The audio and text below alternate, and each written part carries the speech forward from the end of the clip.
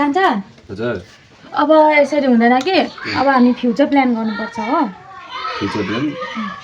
कस्तो future plan अब हेर्नु आज तपाईँ पूजाको कार्यक्रम गराउन जानुभएको थियो होइन दक्षिणा कति पाउनु भयो 1500 रुपियाँ आज 1500 पाउनु भयो होइन हेर्नु 1500 मा तपाईँले मलाई 1000 रुपियाँ दिनुभयो भने हो भोलि पनि पूजा छ त्यस्तै 1500 2000 हुन्छ होइन अनि भोलि पनि 1000 रुपियाँ त्यस्तो गर्दा गर्दै 30 दिनको कति हुन्छ 30000 भयो 30000 होइन अनि 1 महिनाको 30000 भएपछि 2 महिनाको 60000 3 महिनाको 90000 भयो 4 महिनामा 1,20,000 हुन्छ होइन त्यस्तै 2 वर्षसम्म तपाईँले मलाई दिनको 1000 गर्दै दिनुभयो भने हामी त करोडप्रति हुन्छ म किन भन्नु त्यहाँदेखि दामी टाइल्स भएको घर बनाउनु पर्छ हो टोइलेट बाथरुम दामी खालको टाइपको किचनहरू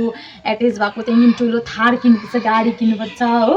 त्यहाँदेखि त्यो गाडीमा टक्कै तपाईँ आफ्नो ससुराले ड्वाइङ जाँदा म मेरो माइत चिट्टो साडी ल्याएर महँगो साडी लगाएर जाँदाखेरि तपाईँले साडीले क्या मजाले हेर्छ होइन मक्कै साडी पनि कस्तो दामी हुन्छ हो किन भन्नु अन्त हो किन भन्नु त आजको भोलिको पनि दिनु ल ल हो त्यस्तो हुनुपर्छ नि कहाँ आएको